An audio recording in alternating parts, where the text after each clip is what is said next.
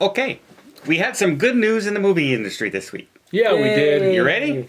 AMC theaters, after years of making no money, finally showed a profit in the last quarter. Of how much? A couple hundred, like $50 million, something like that. So you're gonna be like a couple $100. No, but they're into the profits again. Okay, good. And it's not a good year. We had not great movies out there, but they're into the profit again. Well, people are starting to get a little braver, go out a little more. So people are going out. People are starting to enjoy the theaters again. I think all we need right now is like a couple really big blockbusters, and people start going. Except AMC theaters decided, hey, we're starting to make profit again. People are coming back. Let's raise our prices. Let's crush that. Let's come up with an idea that crushes that. And what was that idea? Their idea now is you're going to be paying based on where you're sitting from now on. So the good seats are going to cost this much more, and the cheap seats, like front row off to the right, will be the cheapest seats. So if you're a family of 4 on a fixed income, you want to go to the movies, well, you get to sit in the bad seats, but if you have money, you can sit in the good seats. What if all the cheap seats are already taken, and that family of 4 that doesn't have a very big income is forced to pay for the expensive seats? Or they can't go. Then they just watch it on streaming in a month. Okay, so the cheap seats, are those cheaper than what the ticket price is now? Probably not. Have you ever known anything to go down in price? So you just pay more for a good seat? Yeah. And regular price for the bad seats? That's it. And so this is their plan right now. That's like... That might not be very well thought out. One of the good things about movies is it doesn't matter, right? Everybody pays the same price. First come, first serve. You get the seats.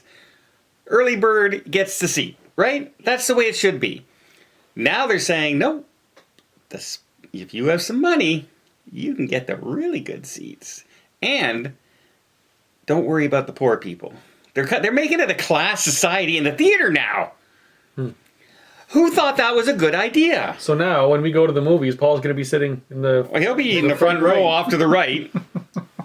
And I'll be dead center. That was funny, eh, Don? That part? Paul will be like... With his, wait. I got such a crick in the neck. We're going to do the review in the car afterward. Paul will be like... No, I don't think that's a good idea. I think maybe a better idea would be to say that, okay, costs are going up for everybody, so we're going to raise ticket prices by $1 for every ticket. Or lower prices. To get people back in the seats. Well, they're coming back now. Okay, they're starting to come back, but they're not back. Yeah, but there's nothing out good. Okay, there's a big understandable.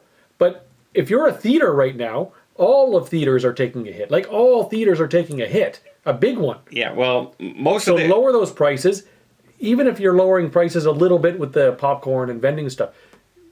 Or keep those the same. Lower the ticket prices to get people in the seats, and people will buy the concession stuff. Get them back. Every grocery store knows that if you put something that people want on sale, they will go do their groceries there. So why not have these nights where, oh, popcorn's $1 off. Hey, Mom, popcorn's $1 off. We'll get popcorn tonight. Whatever happened to the cheap night? Is there still a cheap night? $2.50 Tuesday? I think there's a cheap Tuesday still, but it's not cheap. Still $11, $12 or something like that. But here, like, I think, forget about the money situation. You want to get people back? Have some people monitoring your theaters and make it a good experience. You know, there should not be yapping and talking and all that going on and nobody doing anything about it. No, and it shouldn't be the audience members who have to do something about it. They should have people in the theaters to go and say, hey, quiet, or you're out. That's a tricky situation, though. Like, I don't know Those how all it is teenage kids. in the city or in the States generally. In Canada, my experience is that we're all fairly well behaved in the theater. We don't use our phones too much. There's not a lot of talking. But I hear the experience in the States is not like that. Right. In a lot of places. Well, there's guns. Now imagine these yahoos are yucking it up there, and now the theater attendant comes and says, "Hey guys, you gotta be quiet," and they start mouthing off. What's he gonna do? Yeah, but no, those theaters need actual security, not just the teenager working the booth. They need actual security guards. Well, they got to pay for those. Yeah. Make the experience better.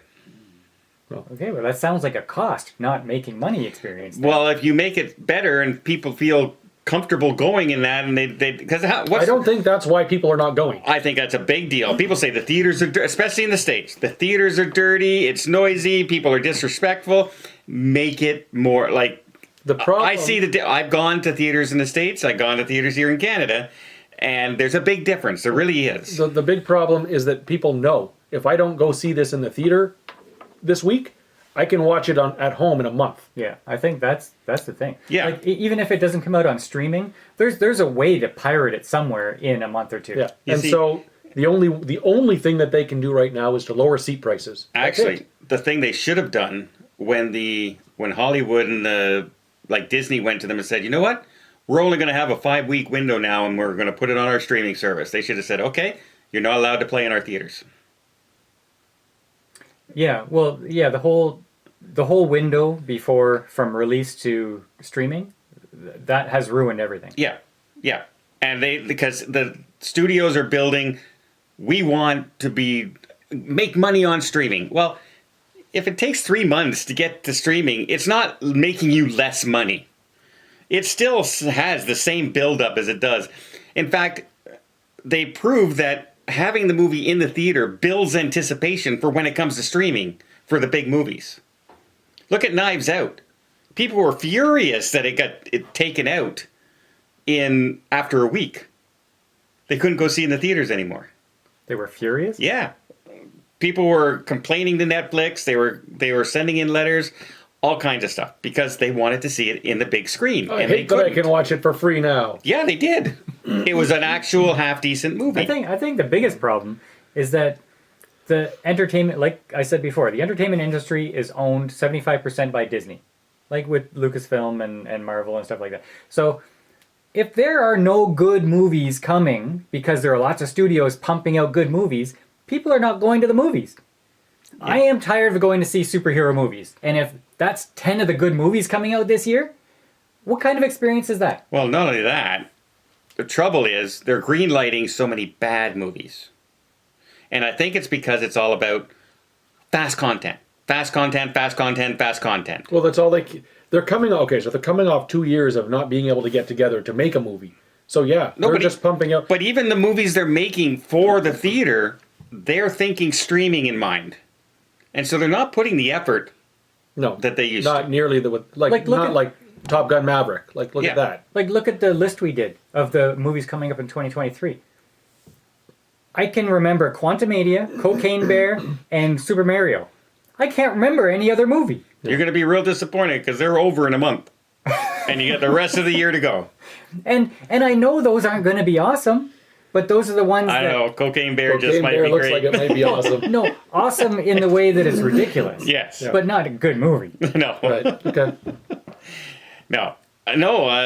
That I actually had that down as another topic, but while we're quickly on this topic, normally every year there's one movie I can't wait to see. Is it Cocaine At Bear? least. Last year was Top Gun Maverick. Yeah. I could not wait to see that movie. This year, there's nothing. There's not a Super single Mario, I movie. think. John Wick. John Wick is my most anticipated of this year. Okay. But it's not one that I was holding my breath almost waiting for Top Gun to come out. I couldn't wait for that one. John Wick is the fourth movie. I know it's going to be good. I know what I'm going to expect, but it's not going to blow me away, but it's going to be cool. I hear there might be a Goonies 2 coming. With the original cast. I hope not. Part 2, it's the day after. But they're all 55. It's going to be a completely different, Truffle Shuffle? Whatever. Yeah. You making fun of me? Okay, we're off topic a little bit. Yeah. But yeah, the theaters are finally making money, and they're going to start charging you based on where you sit now for AMC theaters. Yeah. AMC theaters, I have a feeling you're going to backtrack on that real quick because the backlash is going to come, and it's going to come strong. And it's going to come with an empty theater. There was no story. This was garbage. Well, no, it wasn't garbage. It was very frustrating though. It was a well-made bad movie. They were really dumb. Yeah. Like, I don't understand that whole writing. I think this is a fail, and I think it's going to be canceled. Just went on and on, it seemed to me, and I didn't laugh at all. It's terrible. It wasn't good at all. But like I thought this was, it was not a great movie. But don't watch it again. Mark and Don don't approve. I will explain why though. I can explain why I don't approve. They're not funny.